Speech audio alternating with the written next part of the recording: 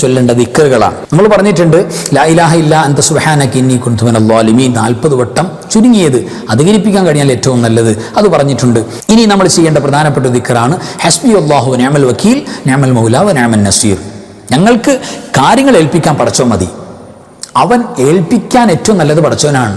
അല്ലാഹുവേ ഞങ്ങളുടെ എല്ലാ കാര്യവും ഞങ്ങളെ സഹായിക്കുന്ന പടച്ചോനെ നിന്നെ ഞാൻ ഏൽപ്പിക്കുകയാണെന്ന ആ ഒരു പരിശുദ്ധമായ ദിക്ർ 70 വട്ടം എണ്ണം തെറ്റാതെ ആത്മാർത്ഥമായി കൽബറിഞ്ഞിട്ട് പറയണം. ചുമ്മാ അങ്ങനെ തസ്ബീഹ് പറഞ്ഞിട്ട് ചൈന കൗണ്ടറിൽ ഇങ്ങനെ പ്രസ് ചെയ്തിട്ട് കാര്യമില്ല. കൽബറിഞ്ഞ് 70 വട്ടം പറയാം.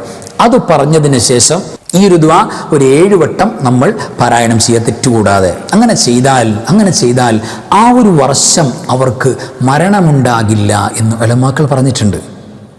വളരെ എഫക്റ്റീവാണ്. ആ ഒരു വർഷം മരണം ഉണ്ടാകില്ല. മരണം ഉണ്ടാകുന്ന ആൾക്കോ അത് ഇഖ്ലാസോട് കൂടെ അതിൻ്റെ സമയത്തിൽ കൃത്യമായി ചെയ്യാൻ സാധിക്കില്ല. പലരും ഓതും, പലരും ചൊല്ലും, 7 അല്ല 70 ചൊല്ലാൻ തയ്യാറാണ്. പക്ഷേ എഫക്റ്റീവായി മനസ്സറിഞ്ഞിട്ട് നല്ല ഇഖ്ലാസോടെ അല്ലാഹുവിൻ്റെ ചിന്തയോടെ ഒരാൾക്ക് 7 വട്ടം ഇത് ചൊല്ലാൻ കഴിയില്ല. ആ വർഷം മരണമുള്ള ആളുകൾക്ക്, അല്ലാത്തവർക്ക് ഇതിൻ്റെ ഭാഗ്യമുണ്ടാകൂ എന്ന് ഉലമാക്കൾ അവരുടെ കിതാബിൽ രേഖപ്പെടുത്തിയിട്ടുണ്ട്. കഴിവിൻ്റെ പരമാവധി ആവശ്യമുള്ളവർക്ക് ഓതാൻ പറ്റുന്ന എഫക്റ്റീവായ ദുആയാണ്. അതുകൂടെ ഓർമ്മപ്പെടുത്തുകയാണ്. പ്രിയപ്പെട്ടവർ, 7 വട്ടം നമ്മൾ ചെയ്യേണ്ട അത്ഭുതകരമായ ആ ദുആ നമുക്കൊന്ന് പരിചയപ്പെടാം. ആ ദുആ ഇപ്രകാരമാണ്: സുബ്ഹാനല്ലാഹി മിൽ അൽ മീസാൻ വമുൻതഹൽ ഇൽമി വമബ്ലഗൽ റിളാ വസിനത്തൽ അർശ് ലാ മൽജാ വലാ മൻജാ മിനല്ലാഹി ഇല്ലാ ഇലൈഹി സുബ്ഹാനല്ലാഹി അദദ അശ്ശഫഇ വൽ വത്ർ വഅദദ കലിമാത്തില്ലാഹി തമ്മാതി കുല്ലിഹാ അസ്അലുക അസ്സലാമത കുല്ലഹാ ബിറഹ്മതിക യാ അർഹമർ റഹീമീൻ വലാ ഹൗല വലാ ഖുവത ഇല്ലാ ബില്ലാഹിൽ അലിയിൽ അദീം وهو حسبي ونعم الوكيل نعم المولى ونعم النصير وصلى الله تعالى على نبينا خير خلقه سيدنا محمد وعلى آله وصحبه وسلم أجمعين. എന്താ ഈ ദുആയിൽ പറയുന്നത്? അല്ലാഹുവിന്റെ വലിയ മഹത്വം, അല്ലാഹുവിന്റെ വലിയ സ്ഥാനം, അല്ലാഹുവിന്റെ ബഹുമാനം പറയാം. സുബ്ഹാനല്ലാഹി മിൽ അൽ മീസാനി വമുൻതഹൽ ഇൽമി വമബ്ലഗൽ റിളാ വസിനത്തൽ അർശ്. അല്ലാഹു സുബ്ഹാനഹു വ തആല പരിശുദ്ധനാണ്. അവന്റെ പരിശുദ്ധിയെ ഞാൻ വാഴ്ത്തുകയാണ്. അല്ലാഹുവിന്റെ പരിശുദ്ധിയുടെ, അല്ലാഹുവിന്റെ ആ വലിയ മഹത്വത്തിന്റെ വലിപ്പം പറയാം. അത് മീസാൻ നിറച്ചാണ്. അല്ലാഹു അവന്റെ പരിശുദ്ധമായ ഇൽമിന്റെ അങ്ങേയറ്റം, അല്ലാഹുവിന്റെ റിളാഇന്റെ അങ്ങേയറ്റം, അർശിന്റെ ആ വലിപ്പം, അതിന്റെ ഘനം, അതിന്റെ ആ ഒരു വ്യാപ്തി അനുസരിച്ച് അല്ലാഹുവേ നിന്റെ പരിശുദ്ധിയെ ഞാൻ വാഴ്ത്തുന്നു. യഥാർത്ഥത്തിൽ നമുക്ക് ചെന്ന് ചേരാൻ, വന്നണയാൻ, നമ്മുടെ പ്രശ്നങ്ങൾ പറയാൻ, നമുക്ക് നമ്മുടെ വിഷയങ്ങളുമായി ചെന്ന് ചേരാൻ കഴിയുന്നത് അല്ലാഹുവിലേക്കല്ലാതെ വേറെ ഒരു ഇടത്തേക്കും ഇല്ല. നമുക്ക് എവിടെയും അഭയം അല്ലാഹുവാണ്.